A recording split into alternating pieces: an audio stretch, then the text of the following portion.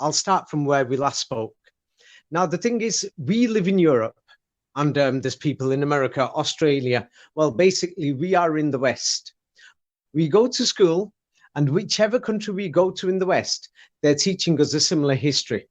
Yes, and this similar history is not only found in the West, but it's actually found in Eastern countries like India, Southeast Asia, where else in many African countries, Latin America and Russia, except for one place, which is very serious, in the Middle East. So now, why does the world have one history and then the Middle East has another? Now, some people will say, China's got a different history, so has India. Not really, because China and India, their history matches the timeline of the West. Yeah, it will agree with the information that's in the West. For example, they'll say the printing press was made in Europe in the 15th century, around then, but printing and paper came from China before then. So they will agree. They're not going to exactly be opposite each other, except for a few things that they've left there to show, hey, it's a different history, blah, blah, blah. So now there's a similar thing in India. Yeah, you'll find that they've got their ancient Aryan civilization and the Vedas. And then whatever's in the Vedas, the way it's passed down, it will match the, official world timeline in history. But now one place does not match: the Middle East. Now, we in the West, no matter what, the moment you mention Islam or the Quran, no. Okay, then sit there accepting the pathetic history we've got. That's what we can do. Yes. So now nobody wants to have a look at it. Yes. Apart from Anatoly Fomenko came along. He's a professor at Moscow State University. He came along with a very huge team of hundreds of people who were helping him do the research. Yeah. And what he did was he put down an alternative timeline, and he said, hey, look, this is clearly a lie. We can see it is. So is that, so is this, and so is that, so is that. For example, he showed Eastern Europe, Northeastern Europe, that's like Scandinavia, from Germany all the way through to, Russia, Ukraine, and all those regions. And he turned around and said, hey, it's a bit ridiculous that we're talking about European and Christian history when almost the majority of the coins that we found here and the artifacts and many other things, and mysteriously, all of them have got Arabic writing on them, the majority. So nobody's talking about it. People will walk into museums. They haven't got a clue what that is. They're having a look and they don't really know what it is. So he pointed that out. Then he turned around and said, hey, we're going through all these kings that are in Russian history, and the timeline matches the Old Testament history, similar to what the official history says, but they've modified the names and things like that. And he shows them on graphs. And he shows, hey, the kings of Russia are similar to the ones in the Old Testament. Yeah.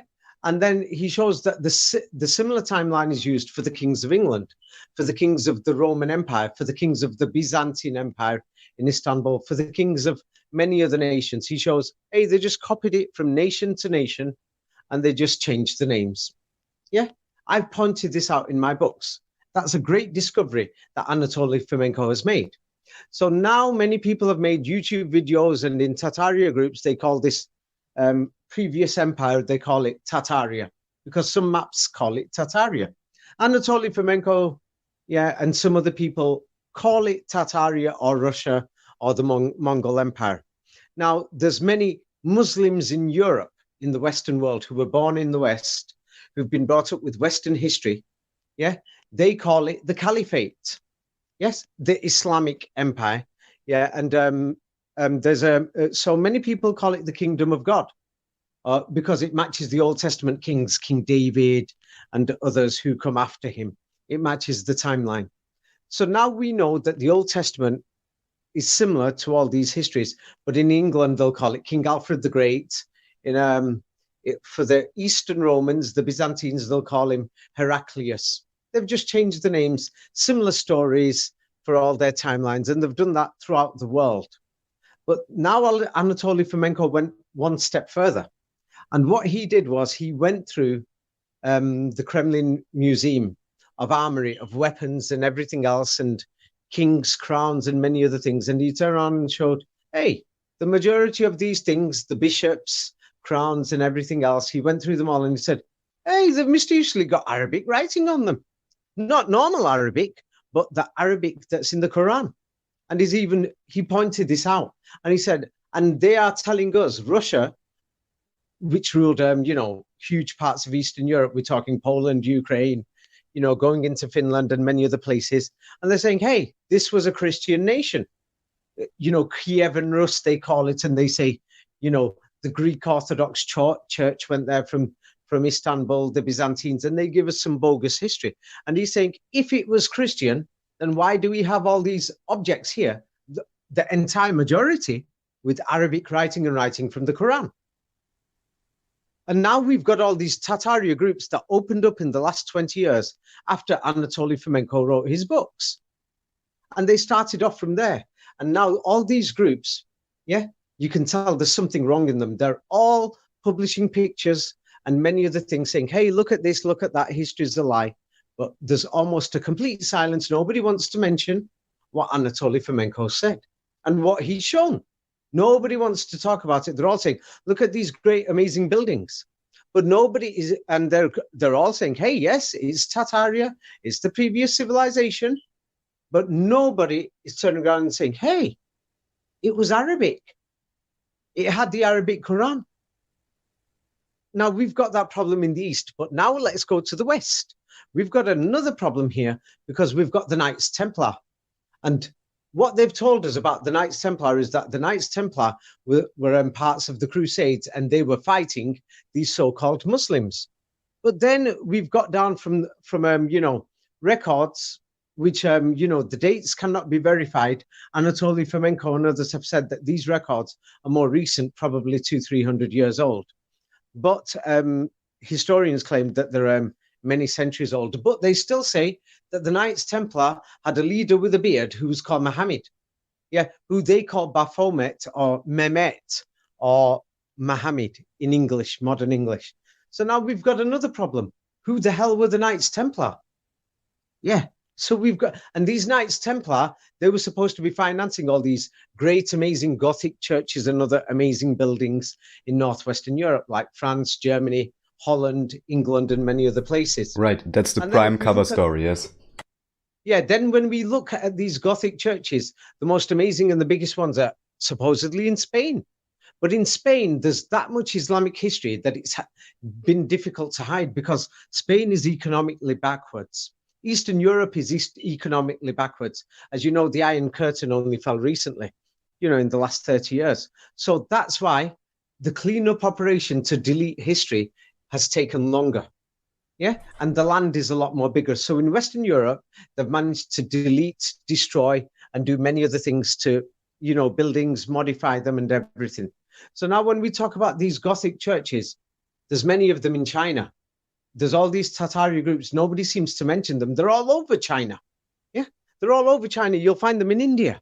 So the thing is, for example, Ahmedabad city, I went to visit one of them. And it's like a great, amazing Gothic style building. And they're telling us, oh, no, that's a Muslim church, a mosque. That's what they're telling us, saying it was built in the Middle Ages. But then when you have a look at the full building, everything, you think it's identical to many buildings that you see in Western Europe. So now in Western Europe, we've got Spain. The biggest Gothic cathedral in the world is over there. And that is supposed to be a mosque that was just converted into a church. So then that raises the question, what exactly are Gothic cathedrals? Then we've got Anatoly Fomenko pointed out that Vienna Cathedral, Vienna was supposed to be like the heart of the Holy Roman Empire. And they said that, hey, these so-called Muslim Turks, they came through Hungary, you should know that through Hungarian history, and then they invaded Vienna. Yes, twice. It's always the great story, at least 2 times, and that's usually how they give the reasoning for why there would be cultural influence. Yes. Now we've got a problem. This so-called Muslim army that came has got Christian crosses on their flags, as well as the moon and star. And then they're attacking the city. And then we've got documents that are supposed to be from the 15th century, but they could be later. It could have actually happened in the 16th or 17th century, because they played with the timeline. But we've got the Gothic cathedral there, and on top of the Gothic cathedral, from over 100 years, there was a star and a moon there, and then it was removed in the 17th or 18th century, which is very suspicious. Yeah, and they're telling us that's a Gothic cathedral. Then that raises the question of what is the function of these Gothic cathedrals? Many people are saying cathodes, that are found in microwaves and many other things. Cathode, cathedral, is a similar word. Now, when you go deeper into it, they're telling us that after the 15th century, the printing press, they printed millions of books in the 15th, 16th, 17th, 18th centuries. Yes, before Napoleon Bonaparte. And most of the books were in languages like Latin and French.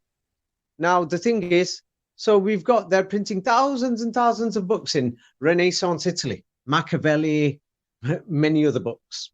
Now, we've got a problem. Nobody speaks this Italian language until the 1850s. Oh, even then, only 1% of the people could speak it, only a little bit. Like when you've got foreigners who come into Europe who could just about speak a few words, And then they're telling us we've got all these great libraries in Europe. Go and have a look, amazing libraries with Italian works, Renaissance, blah, blah, blah. Yes, but we've got people who don't speak Italian. Even by 1950, yes, they turn out around an estimated 20% of the people in Italy could speak Italian by 1950. So what about all these books? They all seem like forgeries. Then we've got the same problem in France. Apparently, during the French Revolution, 90% of the people in France did not speak French.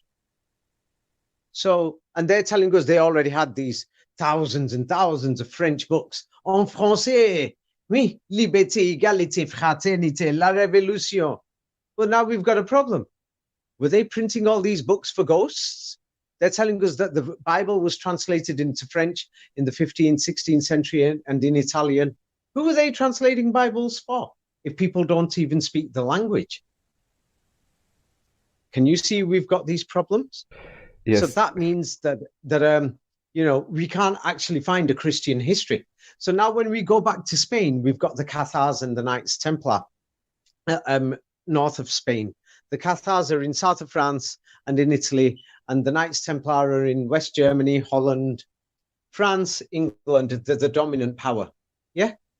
And the Knights Templar are supposed to have been, involved in building these cathedrals. And according to the official history, yes, they were known as the Knights of Christ of the Temple of Solomon. Yeah. And they were supposed to have these people who constructed these cathedrals for them. And those people were known as the children of Solomon. Yes. Now, the thing is, everybody ignores the Quran. But the Quran turns around and says that Solomon had a group of people, and the Muslims called these people like the children of Solomon. And these people were an invisible race of alien beings, and that they built these amazing buildings, huge buildings that had some form of technology, and that had boiling facilities to boil water, same like what we've got in power stations where they boil water in some nuclear power stations in other places. That's written in the Quran, but nobody's going to pay attention to that. Also, we've got, you look at Amsterdam. Now, you've got people who are posting things on Tartaria groups and talking about saying, hey, it's obviously a joke that they used horses and donkeys to build thousands of kilometers of canals in Holland, right, and in the United States. So they know that. But nobody's having a look at what Anatoly Fomenko pointed out. He pointed out that the Quran actually states a different timeline in history compared to everybody else.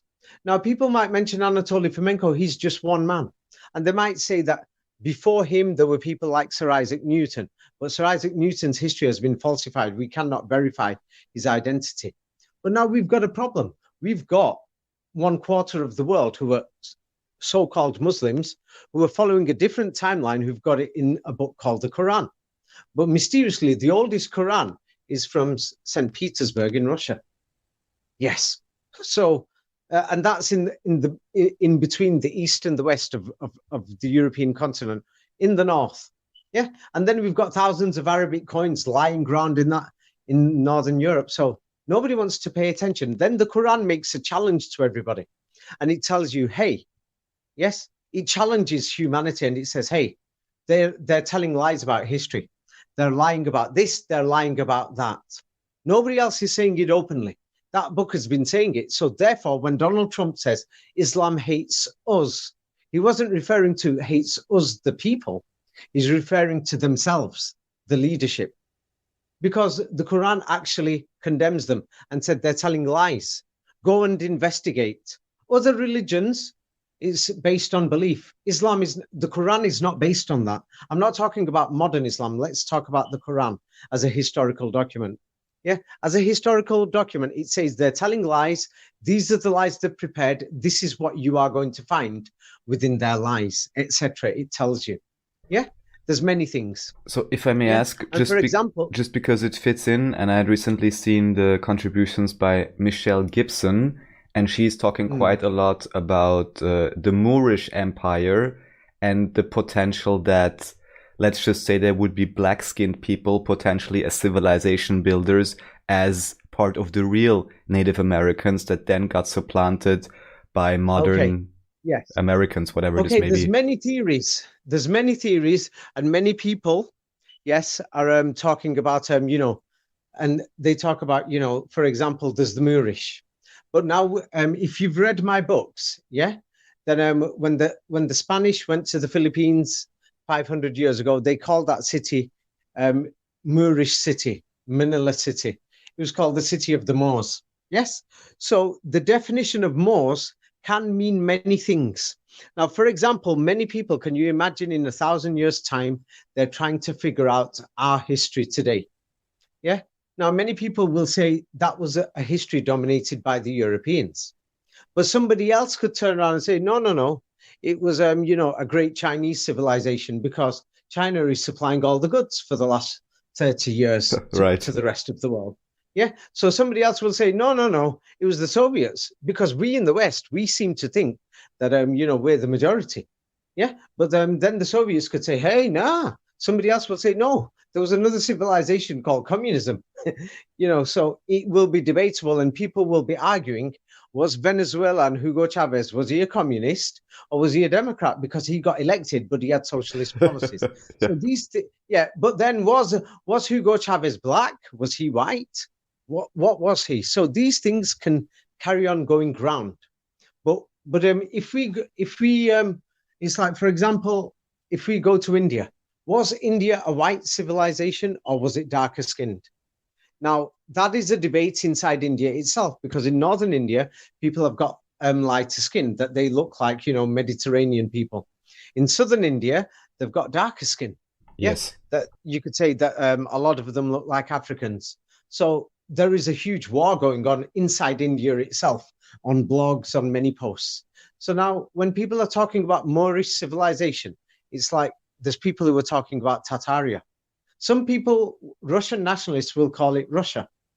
Other people are going to call it Tartaria because that's how they've seen it on maps that are found in Western Europe. Now, other people are going to call it the Caliphate, because they're from Muslim nations. Now, anybody there's not many people who follow the Torah or the Old Testament, they're going to say, no, it was the civilization of the kings of the Old Testament. Then there's going to be, right-wing Christians, if they're into the Tartarian subject, they're going to say it was the kingdom of God. So some people will call it Moorish. So we can call it many different things.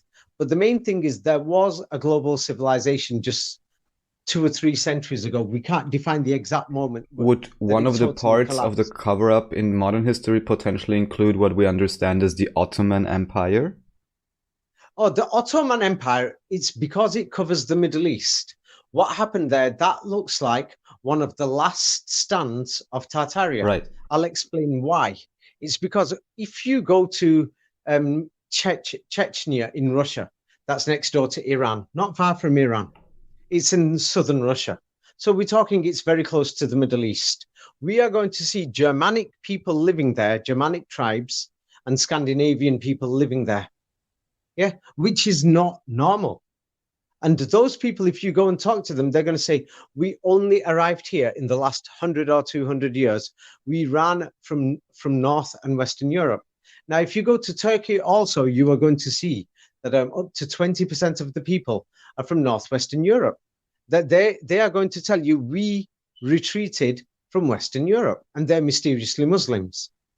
Yes, so it means there must have been a huge Muslim presence, and they left. And the rest of the story of how Islam was destroyed in Western Europe is actually in my books. It's a long story. But let's get back to the Quran, because I'm sure you've seen my recent posts on Facebook.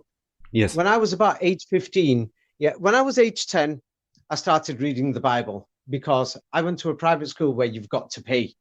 You know, people call it an elite grammar school in England. So you start reading the Bible at the age of 10. Yeah, I practically read it all, finished it by 15.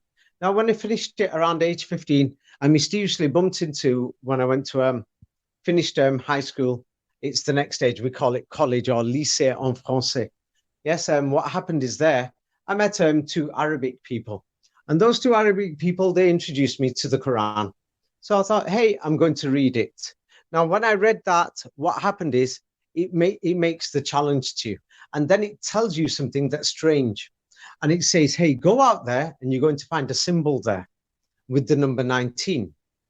Yeah, it explains it, and I've put it in my books.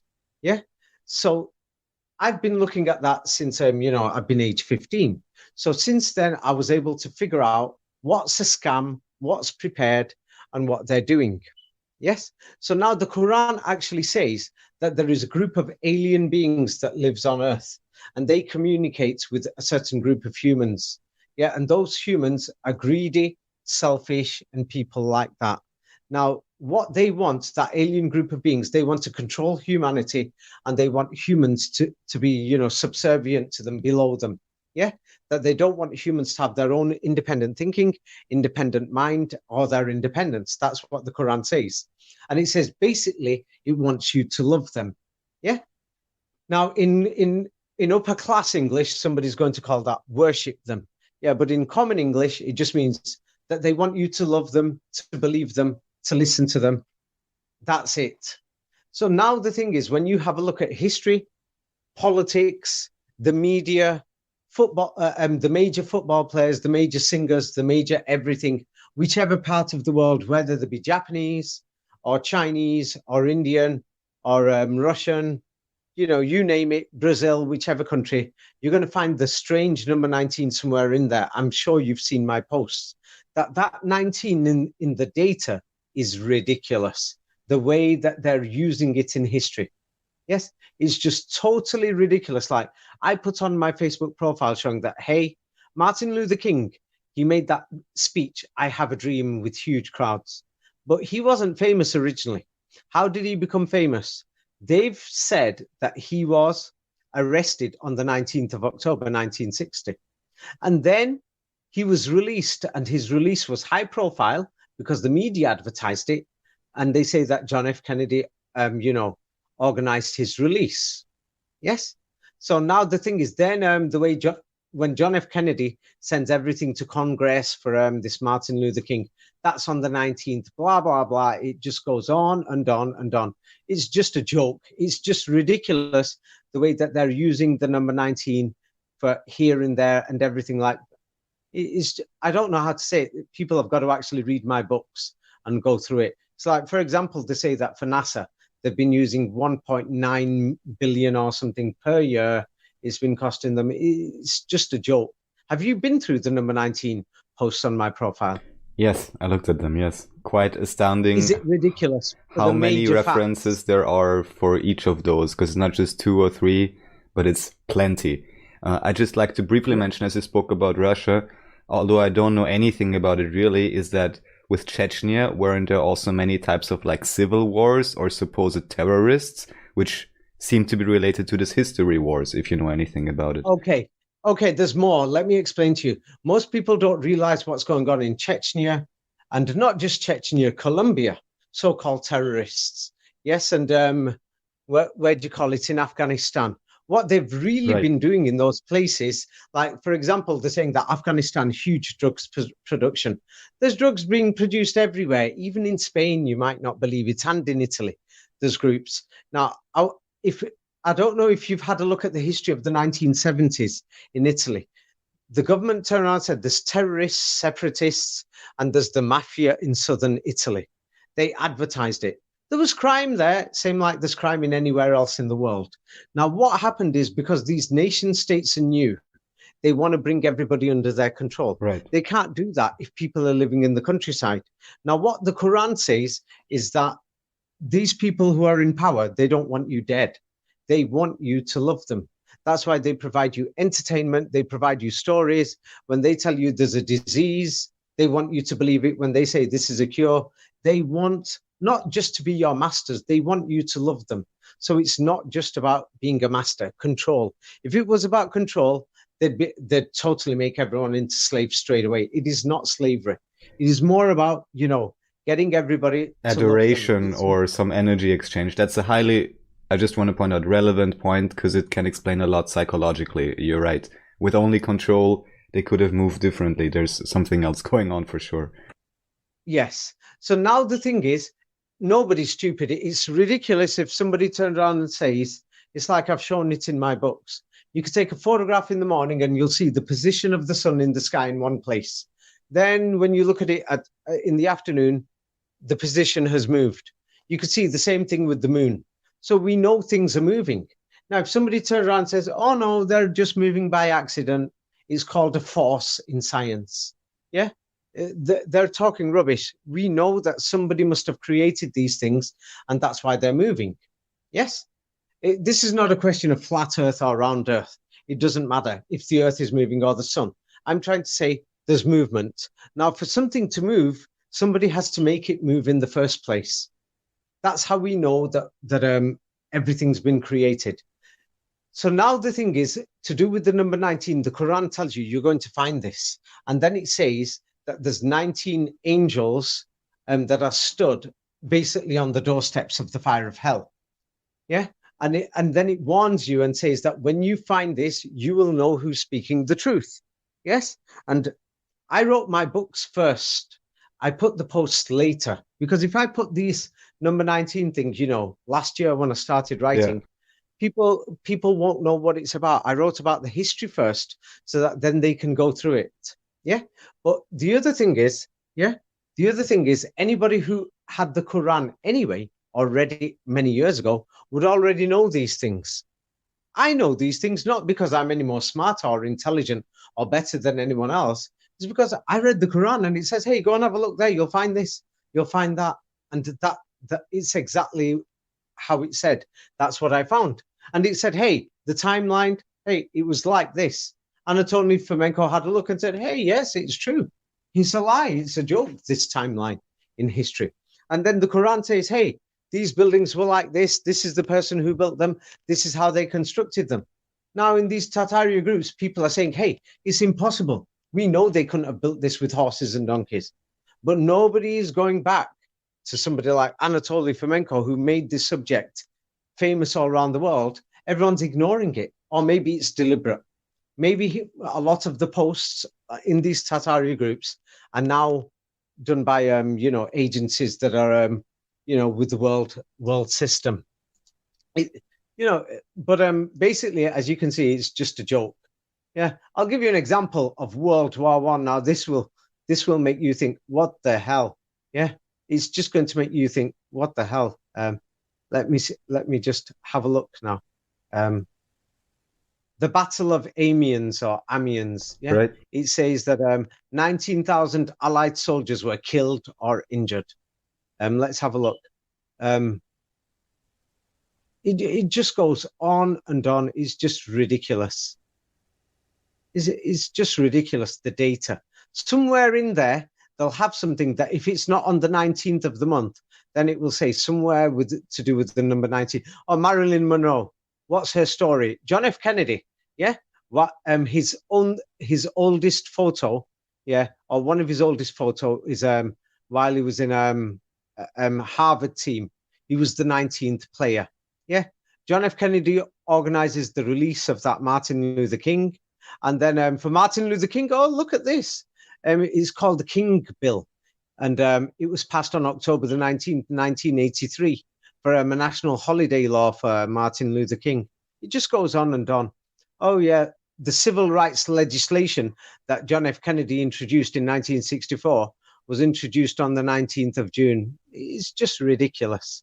You know, Marilyn Monroe, she sings, "Happy birthday to you, Mr. President," not even on his birthday, May the 19th. Oh, Marilyn Monroe, she does her first ever acting audition on the 19th. I forgot what date, but it just goes on and on. That if you have a look at it, you think it's just ridiculous. You know, it's just ridiculous. It goes on. Like, for example, we're told about the US, China, and Taiwan, blah, blah, blah, on the news. Then it turns around and says, the number of US troops after World War II in Taiwan reached its highest level in 1958 at 19,000 US troops.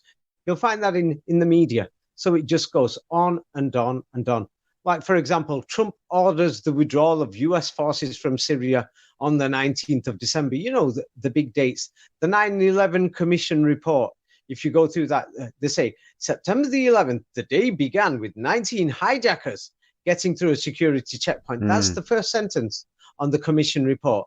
Then it's going to turn around and say, then the next suspicious thing happened at 8:19 a.m. Flight attendants and passengers began reporting hijackings of the aircraft via airphone or whatever. That's the next thing. Then the next thing that happens in the 9/11 Commission report, it says airborne aircraft decided to take defensive action, but this did not come until 9:19 a.m. when a United Flight dispatcher, Ed Ballinger, took the initiative to begin blah, blah, blah. Can you see it? It's just ridiculous. This is the official US government report. Of course, nobody's bothered to read it, but it's got 19 all over it. Now, that report is what they're going to teach in schools in 50 years' time, that somebody could be doing an essay or a dissertation for it when they're age 15 in school saying, this is 9/11. That's what they're going to be reading. It's just a joke. 19 hijackers started it. Then it got reported of the hijack, 8:19 a.m. Then, what do you call it? Yes, airborne, they took defensive action, 9:19 a.m. It just goes on and on and on. It's just ridiculous. Like, for example, most people don't know the Nazca lines. You'll find this in many Tartaria groups. They're going to say, it's so amazing, the Nazca lines in Latin America. We don't know who made them or how they made them, but look how suspicious it is. It covers an area of 19 square miles. That's what I mean. It just goes, it's just, and then it turns around and says the width of the lines are 33 centimeters. Now, the number 33 comes second after the number 19. Yeah, my books explains that. So it's like anybody who goes through that straight away will smell it. Yeah, will think, this is suspicious. You know, we'll understand it, you know, a few things.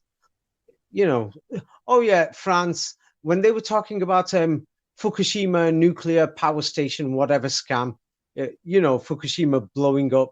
Yeah, they turned around and said, France is now very worried. They've got 19 nuclear power stations. Oh, John F. Kennedy's history goes through it with the number 19. Jacqueline Kennedy, she died on May the 19th. You know, it just goes on and on and on. You know, oh yeah, then his brother, Robert F. Kennedy, was assassinated by a man who was born on March the 19th, and that's got 19 written all over it. Blah, blah, blah. It just goes on and on. That it just sounds like a joke. I really don't know how else to say it. Oh yeah, for example, the Boxer Rebellion, 1902 in China, 19,000 soldiers, marched to Beijing. And at that time, it was called Tatar City. You know, so it just goes on and on and on. You know, oh, the Sudan war conflict, 190,000 people dead. You know, 190 is like 190000.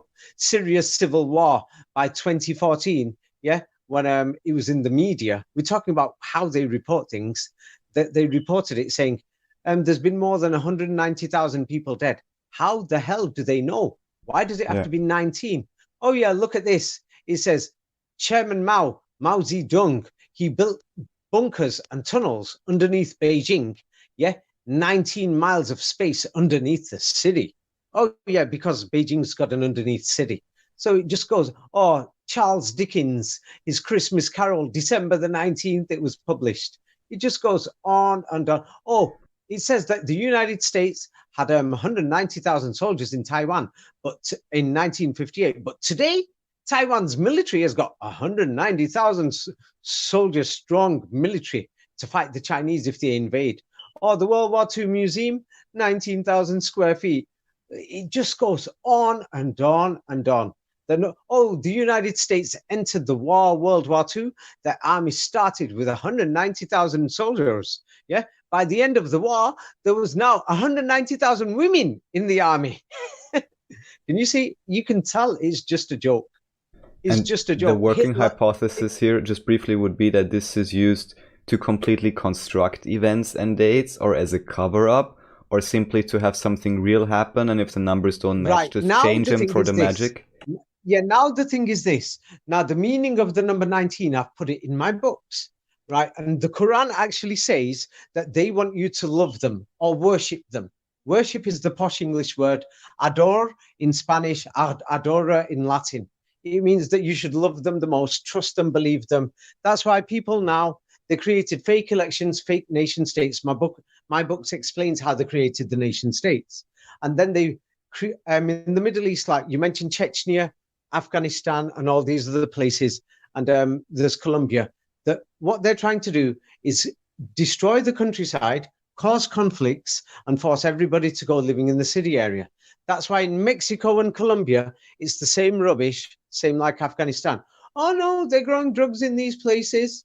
Yeah, that's what they're doing. Yeah, so in other words, they're causing havoc, they're providing weapons, and they're just causing chaos to create urbanization. This is what happened in World War I and II. Now, another thing people don't realize during World War I and II is what they did with Europe's men. Yeah, they gave them alcohol. A lot of the men we're talking about were age 14, 15 in the army. That's why we had this alcohol culture, especially in Western Europe and America, because they were giving them alcohol, beer instead of water. Yeah. And many of them never even left the United States. What they did was they took lots of men and they said, you've got to join the army. They joined the army. They never left the United States. They were just sat in their army barracks or wherever in their army camps. And this meant that the economy had to run. And so even if my books explains how they destroyed the countryside and created urbanization. But during the war, they started a new game. What they did during the war was this. Now, the women then had to look after the families, and not just look after the families. In many countries like England, they separated the children, saying, hey, the children are going to die. We're going to have to move them out of the cities. So they separated them. Again, this was not the first time. So we're talking about World War I and II here. Then this meant that women had to work, support the men, save the men. You're going to have to work in the factories. You're going to have to work more. So this brought women into the workforce. Even if it was not a real shortage, just to point this out, even if it wasn't a real shortage, because, you know, there's many guys coming forward now, one of them being William Toll. Not sure if you heard about him. He talks about Germany a lot. But one particular tidbit he mentioned when he was asked about the Second World War and what really happened, he also mentioned that most people didn't even leave their bases or something. But this would mean that enlisting the women in the war effort would actually have been just part of the ruse of making it seem as if the workforce is required when it maybe really actually wasn't, because many of them were just sitting around anyhow, just to pull them into the workforce. Today. Have a look at the results today. When you go around Western Europe, half the women are single and living alone. Now, this means that we're using double the resources.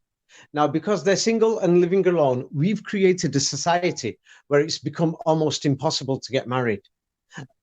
I mean, married in the traditional sense. Yeah, you get married a few years later, it's over. Or even a few months later, it's become a joke. Yes. Now, it's like the only people who are mentally capable of getting married now in huge numbers is basically in the Middle East, once again, are people who've had an Islamic upbringing or who've had an Orthodox Jewish upbringing. Yes. Or maybe in the third world, some people who've not been through the brainwashing of the Western system can still handle a marriage. Or in the West, we're talking it's become that bad. The cheating, the divorces, many other things. You know, people getting remarried does not mean that they're married to the same person all their life. So what they did was they wanted to break the family system down. That has got something to do with why they created an education system in most countries that people have to go study in a different town or city to do in university. That was not by accident either, because I'm following right now what's happening in countries like Peru or in Algeria, yes, or in Indonesia, and I've noticed that somebody who's doing a business degree, yes, can do it in their own city, but for no reason they're going to go to another city. Yeah. And they're going to go, and when they go through the selection process, it will say, sorry, we couldn't find a place available.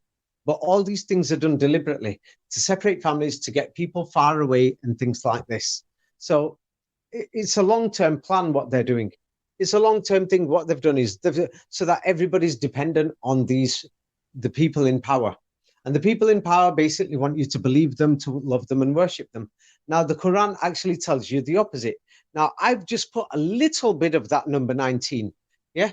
But it's actually so bad that it's just ridiculous. I really don't know how to explain it. You know, it's just ridiculous. Like, for example, World War I, 200, this is how they say it, 250,000 Belgian refugees came to England. 19,000 of them went north. Yes, outside the London area. Oh, then it says in World War I, 19,000 Belgian soldiers were wounded. You know, it just goes on and on and on. But people don't realize, oh, yeah, Anne Frank, 19th of March, blah, blah, blah, intimate conversation. It just goes on. Her story was even proven bogus, no? The Anne Frank story, the diaries. Yeah. So the main thing is, talking about the how many women went to work during the war. It says 19 million women worked for wages during the war. We're just talking about women. I just had a look online, and it says 19 million women in the United States started to go to work for wages during the war. 19 million once again. Oh, yeah, and then it says they used propaganda, propaganda to mobilize women for World War II. Right. Yeah. These changes enabled women to work more. Yes. Blah, blah, blah. So it just goes on and on. It's just, it's not just in Europe. We're talking about in China and Japan. They're teaching 19 million non-combatant deaths in World War II. So it means that they're all together, because we can find the same mathematics in the other side of the world. Yeah. Or the bombing of Rome, 19th of July, Hitler meets Mussolini for the last time on the 19th. It just goes on and World War I, the first day of the war, 19,000 people dead. Whoa, on the first day. And it says it's the worst day in the British Army's history. That's the first day of World War I, 19,000 people dead. So I'm sure you could smell it by now. Anybody who says that they can't smell it is just, just talking rubbish. Oh, the Germans were in the Spanish Civil War. 19,000 Germans served in the Spanish Civil War. Oh, yeah. But they had 19,000 Luftwaffe Air Force personnel in Spain. It just goes on and on. It's just ridiculous. Oh, yeah. If you're going to go back to the Middle Ages, Frederick Barbarossa marching with the Crusaders to the Middle East. He had 190,000 soldiers as he passed through Belgrade. It just goes on and on. But people don't realize all these things.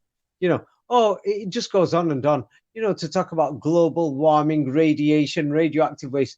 The United States has dumped 190 cubic meters of radioactive waste.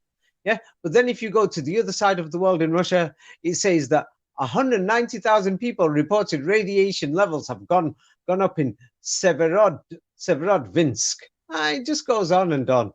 Oh, then it says for a nuclear power station, you need 190,000 liters of water. Oh, then you come to Iran. Oh, they've got 19,000 centrifuges. It's just ridiculous. It just goes on and on. It just goes on and on and on. Oh, then it says so far they've dropped 190,000 kilograms of material left by humans on the moon. It's just ridiculous. Don't know what to say. It's just ridiculous. John Lennon, his tooth fetched 19,000 British pounds at an auction. Yeah. It just goes in 2012. So the thing is, people will think John Lennon, his tooth, but they're not going to notice to put the 19,000 there. Oh, look at this. 19,000 mail bags of letters. Yeah. Crossed the ocean through the English Channel every day during World War I. Who the hell counted all this data? It just sounds like a joke.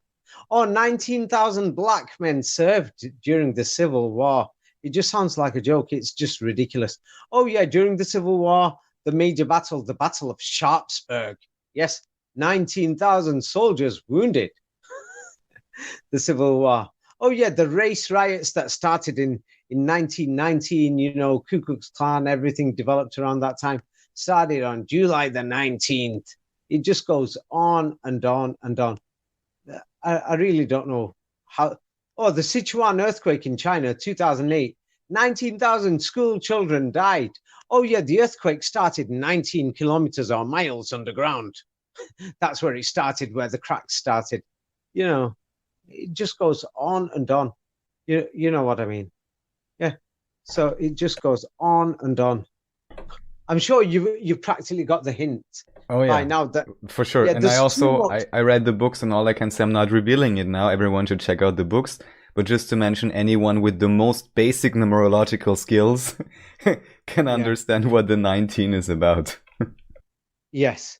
But now the thing is, for example, most people don't bother reading the 9/11 Commission report for September the 11th. That is not important to us. But what people don't realize is that that commission report is going to be read by people after 50 years. Same like the Nuremberg trial, when it happened, people just watched it on television. But it's today that people who are studying the Holocaust are actually reading it. And there's 19,000 here and there, or the number 19 here, there, and everywhere in the Nuremberg trials and in half the historical reports of what happened in Nazi Germany. So it's people who are reading it today. But the people at that time didn't read it. Same like now, we're not reading the 9/11 Commission report. But if you go through it, you're going to think, what the hell is this? 19 hijackers. Then at 8:19 a.m., they realized it got hijacked. Then at 9:19 a.m., they're going to take action. Sounds pathetic. Yeah. There's more 19s during that incident. It's just a joke during that, first 24 hours, that anybody who goes through it is going to think they're just talking rubbish. Yeah. If they're making phone calls to report it, yeah, at what minute are you going to actually say that they actually reported it? Was the phone call started at 9:19 a.m. or did they make the actual report? Because they've got to say hello first. Did they actually make the full report by 9:20 a.m. or did they deliberately choose 9:19? Or was there no report whatsoever? Is it all just a fake? So I'm saying the amazing thing is this: how did the Quran know this? That's another thing. We're talking about a book from St. Petersburg in Russia. Whatever the history of this person called the Prophet Muhammad is, yeah, and wherever the book came from, that's a different issue to do with theology and your personal faith. If you're going to say, hey, it's the book of God, no, it's not. That's your personal thing. But we've got to ask the question, how did that book know? And another thing is, why does the rest of the world not know? Then that, when we ask the question, why does the rest of the world not know about this book? Then we can clearly see why we've got this so-called Taliban, this so-called, anti-Turk, whatever, or anti-Islamic, whatever that's going around. And if you go through my profile, you'll notice that there's that when you go through these so-called organizations that turned up during the Capitol protests and the storming of the Capitol building, you'll notice the number 19 here, there, and everywhere. That soon when you go through it, and many people have done video analysis, and they said thousands of people who were there on the front line of those protests, that they're all part of organizations that were created and controlled by the US state. Yeah, basically they're all, bogus protesters. So now what we've got here is we've got all these so-called, I remember in the last 20 years, we used to see all these groups marching around Europe saying no mosques here or stop the Islamization of Europe, Right. blah, Very blah, blah. popular, yes. Yeah. Yeah. Oh, yeah. Their groups, all of them go through it all, 19 here, that 19 there, that it's pathetic. Like for one of them, what's that woman's name? Taylor something or something Taylor, pop star. I've forgotten her name. Taylor I Swift? put her on my... Yeah, that's it. Yeah. She's supposed to be on one of these groups, you know, they call them neo-Nazi groups. Oh, yeah, the way the media reported it, 19,000 followers or 19,000 Instagram people like it or something like that. I've put it down. I've put it down on my Facebook page. But the thing is, on the Taylor Swift thing, I've only put a few things. You can go through. Imagine like there's it's on CNN or DW Germany tomorrow, or France 24 tomorrow, or the BBC, that they mention Taylor Swift tomorrow. If they mention her for 3 minutes, somewhere in the middle, somebody's going to smell it when they say, oh, her dog did this and that. She put this photograph on. It's controversial. 19,000 people did not like it. But nobody's going to notice it. People are going to pay attention to the dog. Yeah. But they won't notice that in the middle, that the presenter just said 19,000 people did not like it or something like that. But the thing is, why are they using this number 19? Because the number 19 has got something to do with the name of God. Yeah. And it's to do with they want you to worship them. And the Quran actually tells you this full story. So that means that the Quran is something that we can't ignore. Is it with the amount of number 19s? If this 19 thing was not there, then people can say, hey, oh, no, it's just bogus. But you've had a look yourself. Is it too much, this 19 thing? Is it just too much?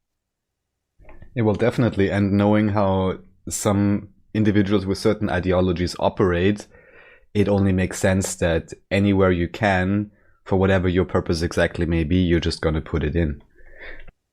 Yeah, there's one thing to do with when we're talking about organizations, but when we're talking about the global media, it could be China's CCTV, or it could be Japan's NHK. I know these media channels because I travel and I've got used to them.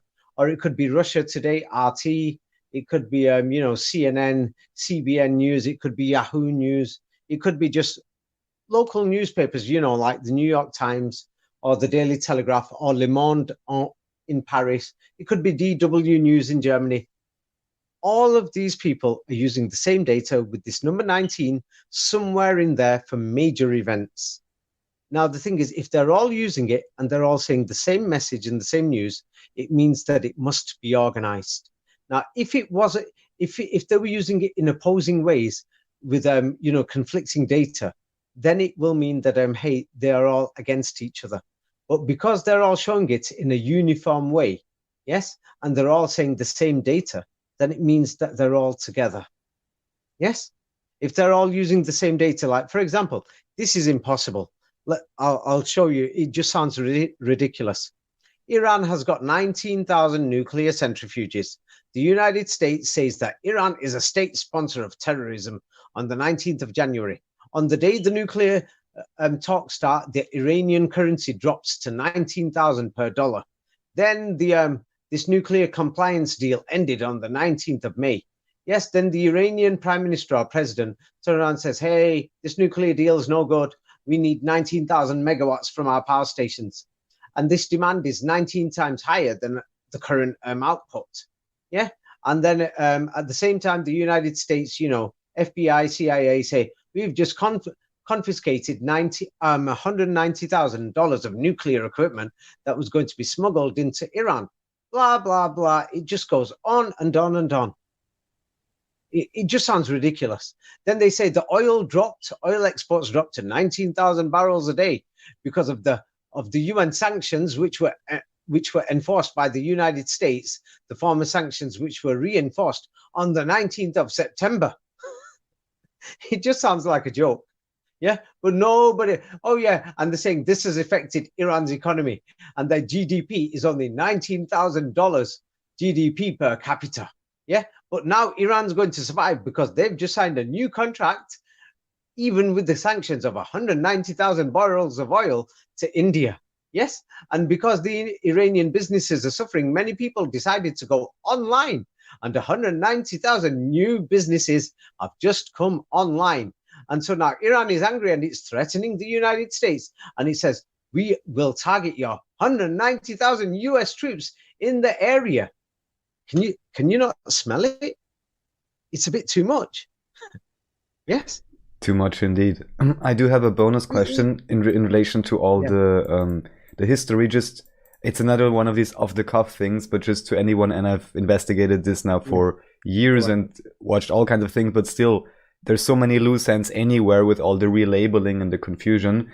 And I know we didn't get it down for the last conversation. So is there anything that you can say about what is generally called Gypsies, Roma and Sinti, or whatever other denomination they have? Because it's quite interesting that even within the modern nation states, you have these, some of them landless, some of them already settled, but always kind of having an issue with this particular group. Now, if you live in Central Europe, let's say Hungary, a lot of the Roma have got mixed race. Some have got darker skinned, some have got light skinned. So we can see they've intermarried with people. Right. Now, where I am in Manchester, in England, we've got Gypsies here, but they look like Northern Europeans, Germanic people. Yes. So then you've got Gypsies that if you went to Russia, to Saratov city is in central Russia, central Western Russia. Yeah, you've got Gypsies there that just look like French people in appearance. So when we're talking about Gypsies, we are not talking about a group of people. And Gypsies sounds, and many people have said, is Egyptians. Right. Yes, that's another thing. So now some of them claim that they came from India. Yes, their ancestry. Then a lot of these maps from the Renaissance, which many people say are forgeries, made in the 18th century, actually showed that India is actually Egypt to North Africa. Yes. That's another strange thing. So now the strange thing is we cannot label them as a race, because we've got Gypsies in Scandinavia who are, who just look like, Russians. Yes. And then we've got Gypsies that are in Russia. So it means that it was a term or a label that people just decided to call people who did not urbanize, come into city areas, because they're one of the last few people who did not want to come into the city areas. Yes, that they managed to survive, especially in mountainous regions in Eastern Europe, like in Romania and in Hungary and in other places where it was difficult to get them out. But the thing is, in Eastern Europe, they found it a bit more difficult. Yeah, no, they found it difficult to stay in the mountains, so they eventually came down. But now regarding the Gypsies, yes, if we go to look at the Balkans, south from Hungary, yes, now all these so-called Gypsies are all mysteriously Muslims. That's another strange thing. This is something that people don't realize. When you go to Bulgaria, there's Gypsies there. They just happen to be Muslims. So now the Bulgarian government doesn't know if they should call them Gypsies or Turks. If they follow Islam, then they just call them Turks. But if they've lost touch with Islam, then they call them Gypsies. Yes. So that's another long story. Yes, it's another long story. So when you talk about Gypsies, we can't define them as a race. It's impossible, because we've got people who are so-called Gypsies that are in Northern Europe who don't look anything like, in physical appearance, to the Gypsies that are seen in Eastern Europe and the Balkans. But then we've got Gypsies that are in Russia that don't look anything like the Gypsies that are in the Balkans. I hope that answers your question. Right, yeah, partially. I mean, at the same time, from what I understand, they have at least partially a similar language with Romanes. I mean, even here there's differing groups. So generally, how you would define them is that this was just a relabeling of those that chose to remain landless, or at least not move into the city.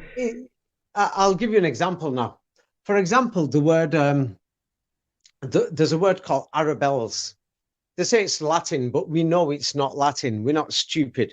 The word Arab-el just means Arab and Allah. Yes? And this was the name that was called, the people in France, the common people were known as Arabel or Arabal. Now, the strange thing is, when you go to Latin America, the people there were given the same name by the Spanish Inquisition, and the people in the United States were called Arabels or Arabals, the natives. So you said that lady is calling them Moorish, but then what is the definition of Moorish or Arabel? So it's like, for example, it's like the meaning changes. Like the meaning for Arabel today in America just means somebody who's poor, or even a gypsy. Yes, that's what they'll call them in Mexico or in California or in Texas. So when we're saying gypsy today, it could mean something else. Yes, it's like, for example, this is hard to believe, but the Prophet Muhammad and his followers were known as the Christians. Yes. Oh, they were in Europe. These people who did not accept the Trinity, they were just known as Christians. Then eventually, they became known as the Muslims. Yes, the ones who were outside Europe. So the meaning changes. You say the differentiating factor was that they did not accept the Trinity, and those would be the ones called Muslims. Muslims, yeah. Okay. Yeah. So now, why was it called? Islam is a Western word. Yeah, is a Western word. So let's pretend we're not English. If we're not English, then the word is salam. Salam is just short for peace. That these people are followers of peace. That's what it was called. And they were called followers of peace because when Christ met people, he just said salam, hello. Salam was the word for like hello. Yes. So Christ said that every single time. Not only Christ, all the Jewish people still say it today. But because modern standardized Hebrew, which was modified in the 1880s, has created a pronunciation for the modern state Shalom. that is known as Israel. I see. They say Shalom. It's because the pronunciation has been created. Same like the word for God in the Bible, it repeatedly says the word Allah. But people are pronouncing it El or Ella on purpose because they are telling them to pronounce it like that. But the Bible doesn't say that. So we have another problem there.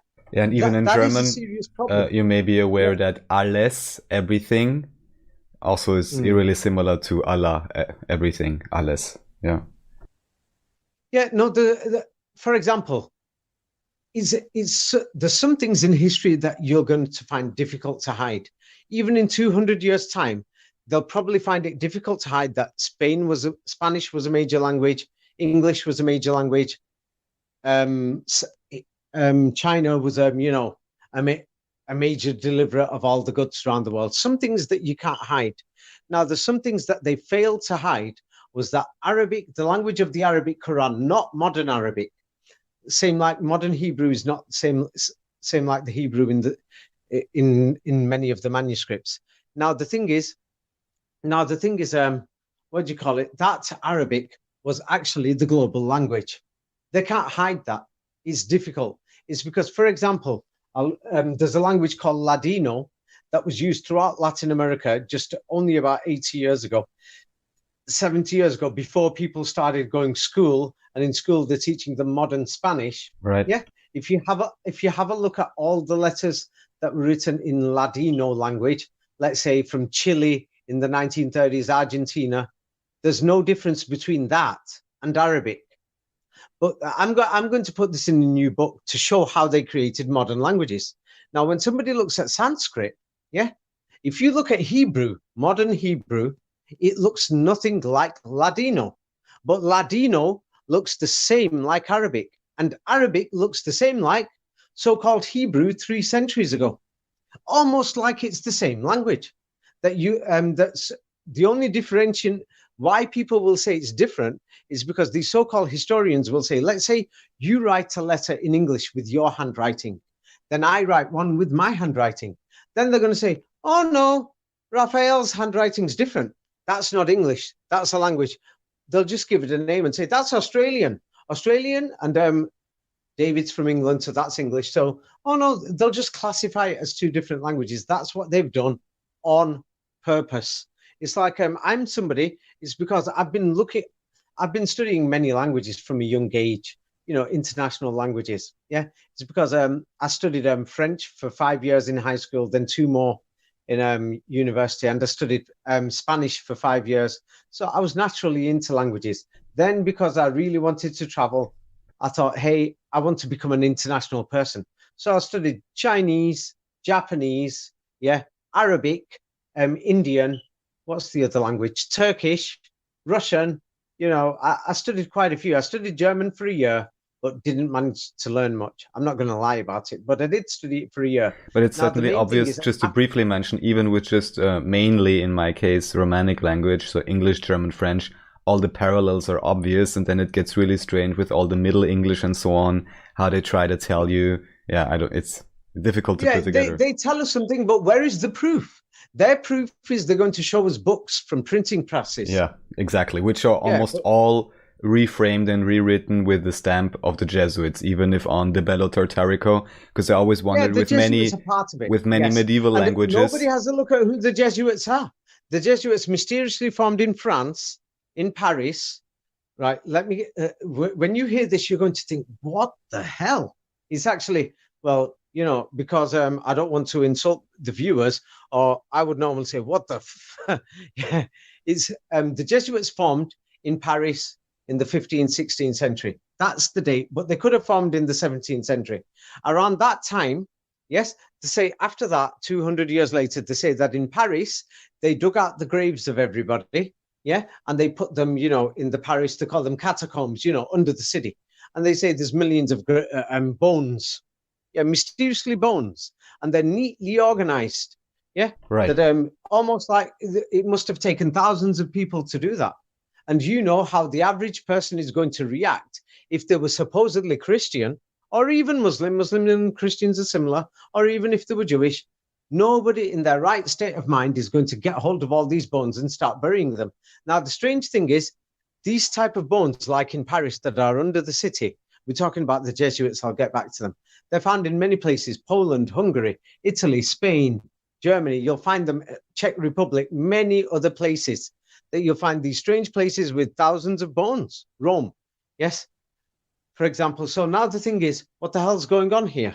So now what nobody seems to mention is that when the Jesuits formed, the Jesuits' number one objective was to convert the Muslims in the world to Christianity.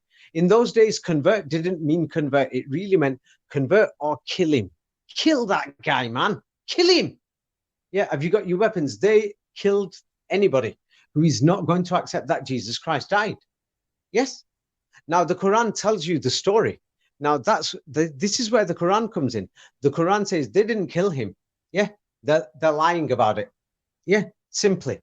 So now the Quran and the Torah has got some problems with it. But let's get to what Islam says. Islam says that what happened is that there was a group of people. Yes, there were Jewish priests. The Quran says it. The Bible says this also. This part is still there. And Anatoly Fomenko confirms that, showing that when Slavic emerged, Arabic was the language of religion in Russia. And he says that for the Slavs, in the Slavic language, the word Jew meant priest, Judah. It didn't represent the children of Israel. Now, the Quran also differentiates that. And so the thing is, it says that there was a group of people, yeah, that they wanted Jesus Christ dead. And because they thought they killed him, that's why they then realized they didn't kill him. But then they wanted him dead because Christ came to fulfill the law. Fulfill the law means that, hey, Christ prayed. There's no difference between the way Christ prays and the way the Muslims pray today. If you actually open up the Bible, washing their heads, hands and feet, and then bowing on the floor, facing the direction of a building or somewhere that they say is the house of God. And the Quran says it doesn't matter which way you pray, east or west, but just do it that way for convenience. Yeah, so that you know what you're doing. It practically says that in Islam and in the Quran. So we don't see any difference between what Christ did and modern Islam. Yes. So now the thing is, it says that these people did not like the law of God. So what they wanted to do was cancel the law, make sure that nobody followed, because they want you to worship. Yeah. You call it Satan, call it aliens, call them whatever. They want you to worship them. So what they said was Christ died and your sins are forgiven. So therefore, the law is no longer valid. That's what it was all about. And that's why when the old law is dead... Shifting of responsibility, just like today everywhere. It's interesting, yeah. Go on. Yeah. So that's what the Quran says it was about. So the Quran says that, and the thing is, it says that somebody else was there and it wasn't Christ who got crucified. Now, if you have a look at they're going to say these documents are centuries old. But Anatoly Fomenko and other researchers, even me, I personally have found in my research, they're not centuries old. These documents are probably only a few centuries old.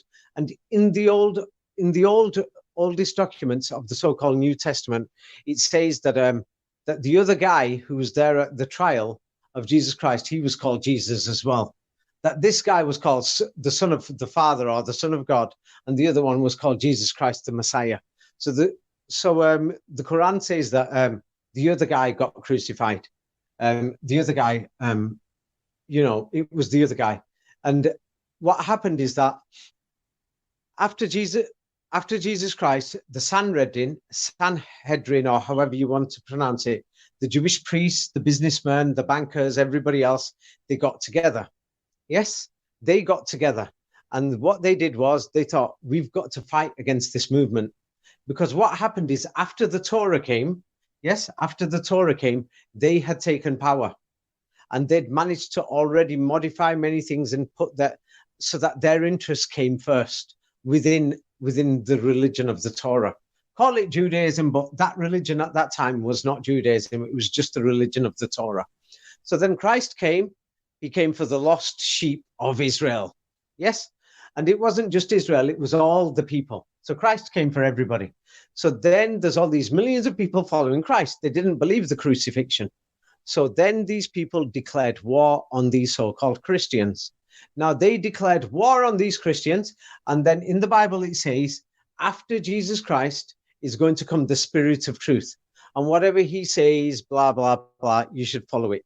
Now, if you go to the other side of the world, the character of Buddha, even Anatoly Fomenko and other people have said is a fraud. It's basically identical to Christ. He even says that the next Buddha who's coming, he's the one who's going to guide you. Yeah. So now what happens is this. Yeah. So everybody was waiting in the world, and these people who opposed Christ, the Jewish leadership. The Jewish leadership at the time, the Pharisees, the Sadducees, whatever names they've given them, they declared war on the followers of Christ. The followers of Christ had gained so much power. And then they suddenly had a leader, and that leader was the Prophet Muhammad. That's why the Prophet Muhammad was known as a Christian, and his knights were known as the Knights Templar. But they've changed history and said it the other way around, saying, no, the Knights Templar fought the Muslims. So now coming back to the Paris catacombs, what happened is this. If you read through the history of the Knights Templar, and the Cathars and the Inquisitions, what they did was they burnt people and collected their bones. That's what they did as a punishment. Are you beginning to see what the catacombs are all about? Yes, all the heretics basically now buried underground. Yeah. So what they did was they burnt them, they collected their bones, simple as. So, and that was, Anatoly Fomenko says that was around the 17th century, or, just before the time of the so-called Napoleonic times. So as you can see, it's beginning to make sense, whereas they are telling you some bogus history saying, oh no, there was no space in the graves, so we dug out millions of graves. We dug them all out. We cleaned them, made them clean from graves, and wiped them and put all the bones together. That doesn't make sense if you're going to get bones out from underground, which has got soil and dirt on and everything for many centuries, and then you're going to polish them, clean them, and then put them together. Are you beginning to see what I'm saying? And then dig out Paris to bury them under the buildings and everything else under Paris. It just doesn't make sense. So have you got that part? Indeed. So, and just in general reference to the idea of the manipulation of history, I'm sure you have heard of the so-called Mandela effect. the idea that Yes. certain Okay. things change retrospectively, just Okay, because now the thing is this. yes, go on. Okay, the Mandela effect and other things about your thoughts and its influence. This is where the number 19 comes in. Yes, or why are they going to use that number? Because that number represents a word and a name. It's in my books what it represents, the alpha and the omega. Yes, it's not the alpha and the omega. Yeah, my books explains it clearly. So they're using that because the name of God has got power. The alpha and the omega represents the name of God. So that's why they're putting 19 this, 19 that everywhere, because they know that that has got, you know, a creative effect. Yeah, that it affects things. Yes, and it affects the way you think. And now there is a secret to do with this. Now, everybody is going to talk about the Kabbalah, blah, blah, blah. All these people are talking and nobody is bothering to even say for 1 minute the word Kaaba is, they're going to say is Hebrew. But we cannot find an ancient Hebrew language. We can't seem to find it. That most of the Jewish books, yeah, from a few centuries ago, are written in a handwriting which is identical to Arabic. Or they're going to give it strange names. But anybody who knows, you know, handwritings or goes through them, I'm going to put it in the future book because it's just so simple to see. Yeah, what do they call these things? They call it cursive Hebrew or solitreo Hebrew, or pseudo Kufic script in case of now you're beginning to see it. I'll give you an example now. It's same like saying I'm using Times New Roman or I'm using, you know, some other font. So it's just a different handwriting, but they're going to say it's a different language. I'm going to draw it out in books because I've been through the Hebrew alphabet and Arabic alphabet since the age of 15. And I've been through them all and I thought it's just a joke, different handwritings. So I went through many of these things, even for Sanskrit. Sanskrit is actually Arabic, but a different handwriting with lines on it. It's ridiculous. And then when you look at the way Mandarin developed, Anatoly Fomenko shows, it's just a joke. Just a joke. It was a non-existent language. It's not thousands of years old in China. And if you have a look at it, it supposedly came from Mongolian script because they say the the Mongols, it was theirs. Now, the thing is, we can't seem to find these Mongols. All we could find is Beijing was called Tatar City, which is one of the worst conspiracies I've ever heard. Nobody has ever heard of Tatar City, that Beijing was Tatar City before 1900. Nobody's even heard of this. Nobody even knows Chinese weren't even allowed there, that they migrated to the north. Almost nobody knows about it. It's that in itself is one of the biggest conspiracies. And then these people won't even allow Chinese in their cities. Yeah. So now the thing is, the way that they've got their alphabet and their writing, that was Arabic in itself. But they're saying, no, it's Mongolian. Mongolian looks identical to Arabic, but modified Arabic. Then we've got Latin. So when you say these Roman languages, what is the definition of Roman? It's like, for example, they say the word vaccine comes from the word Latin word vacca. They're going to tell you that that's from an old language. But then we can't seem to find a Latin language in Europe. All the books in Europe, yeah, before and around the Renaissance were in Arabic. Yeah, and there's too many remains of Arabic coins, Arabic writing here and there that we can't deny it. And then the word vaccine, they say, come from vacca, the Latin word. But then they're going to say, oh no, that's from the Hebrew word, similar, yeah, vacca. But then in Arabic language, it's also vacca. You understand? So then they're going to say, oh no, it's Latin. Where's the proof that it's Latin? Who said it's not from Hebrew? Who said it's not from Arabic? Okay, what is the difference between Latin Romanesque or the original Latin and Arabic? Which came first? Who was reading what language? If Latin was so widespread, how come nobody could speak this Latin language? Even back in the days. Yeah? Why were the books in Arabic? What is the difference between Arabic and Ladino? And Ladino is supposed to be a mixture of Romance, Spanish, and Arabic. But then if you go to some other websites or other books, they'll say, no, it's a mixture of Romance, Spanish, and Hebrew. Then you'll say, how do you know this word's Hebrew and not Arabic? Or how do you know this is Arabic and not Hebrew? So, but then what makes it simple is, if you go all over the world, because we're looking at a global civilization here, then you cannot bring Hebrew into Tatar City. It's clearly Arabic. then you can't bring Hebrew into Manila in the Philippines because we've got no Jewish presence there, and they're using similar words. Then it's obviously Arabic. So that's how we found in the Mayan language. Many people have had a study of it, and some people are going to say, "Oh, Mayan, ancient Mayan, all these people, they were related to the Hebrews. Ah, they're the lost tribes of Israel." That's because they want you to think that, because they've made sure that people are so anti-Islamic, anti-Muslim, nobody will think for 1 minute, hey, that's Arabic. And then they've made you think that Hebrew and Arabic is two different languages, or originally was. In the same way that, can you imagine, after 500 years, they're going to be telling people that American, Canadian, and Australian was 3 different languages. Can you imagine if somebody said that? That's what they've done. Hebrew and Arabic was not even 2 different languages, nor was Latin.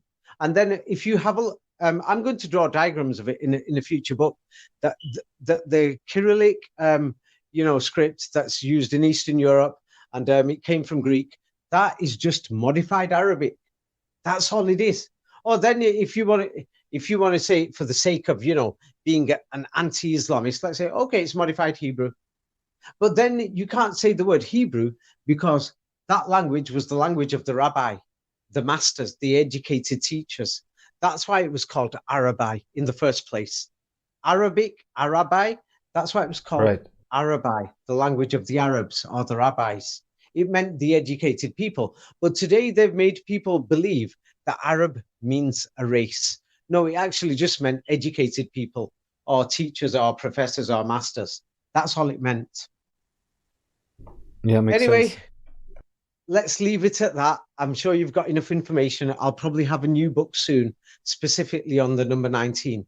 But there's enough books out there now for people to figure things out. Indeed. Yeah. And before I wrote the books, and before I published the number 19 thing, even I was afraid to openly say, hey, the Quran actually says this, the Quran actually says that.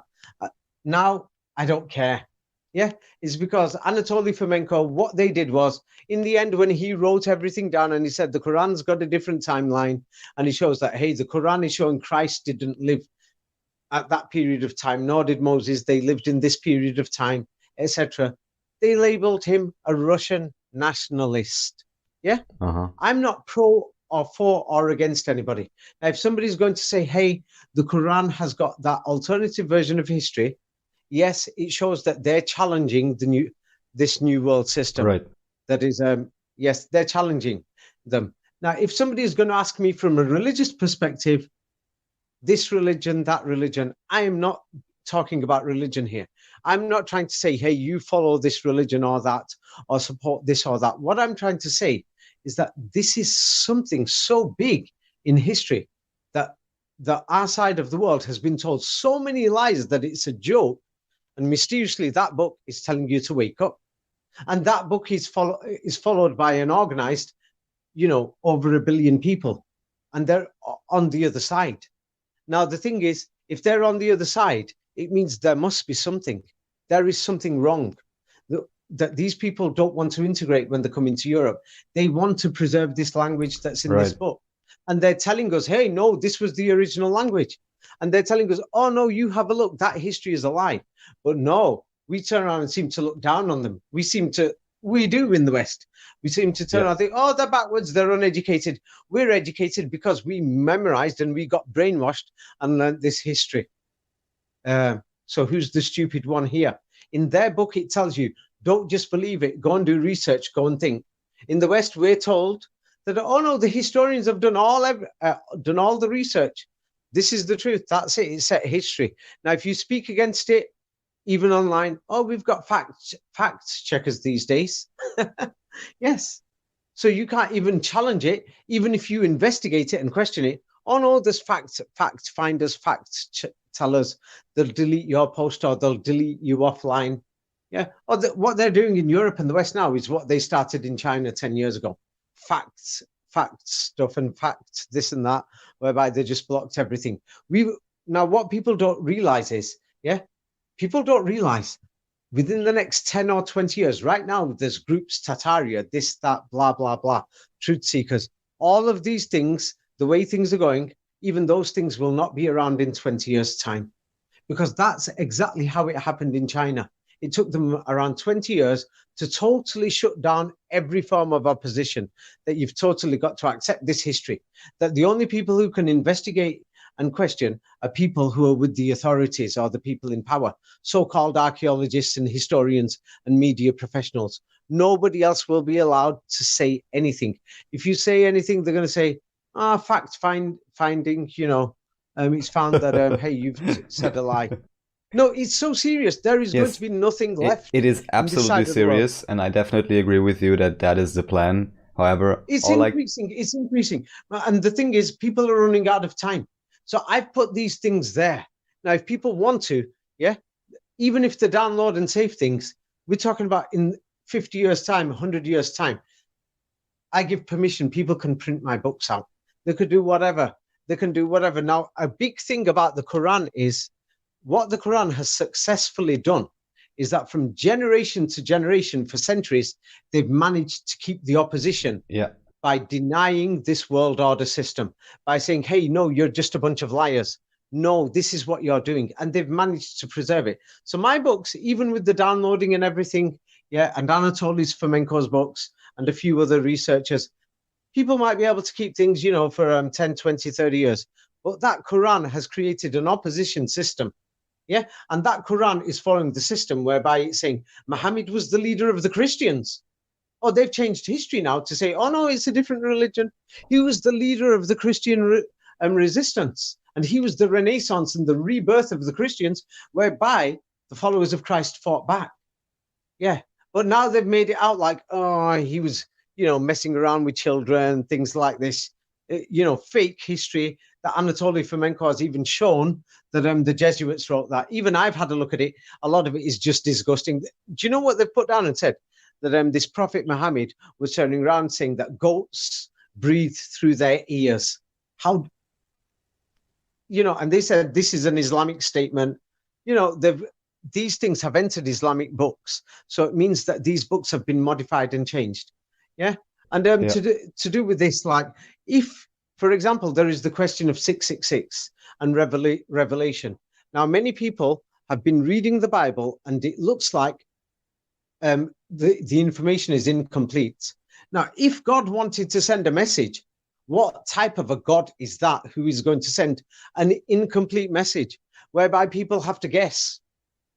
But what people didn't realize is what if they've modified and deleted most of the information to do with the 666, and the other 80% has survived within Islam. That's why they don't want you to look there. That's something I'll let people who listen to this conversation, anyone with a brain, and think, aha, what if the rest of the information is still alive there? Wasn't Muhammad, this Prophet Muhammad, the leader of the Christians? Then that means that this information may have survived there. I'm going to write about it, actually. So let people look for it there. It's because they've made sure that no one's going to look there. No one's going to look there. Indeed. Because do you know what people do? I'm from Manchester. And what you see is when people think, the Bible's full of rubbish, full of lies, then people think, I'm going to be a Buddhist. Yeah, exactly. And or they'll think, okay, I'll have a look at Hare Rama, Hare Krishna. They sound a bit off it, but bit crazy, but I'll have a look. But Islam, no. The Quran, no. Okay, say no, and then you don't find out the rest of the 666. Say no and sit there and imagining, thinking, oh no, the information's there, and guess the rest. Oh, same like I've noticed, I've done experiments on the Facebook and giving out books.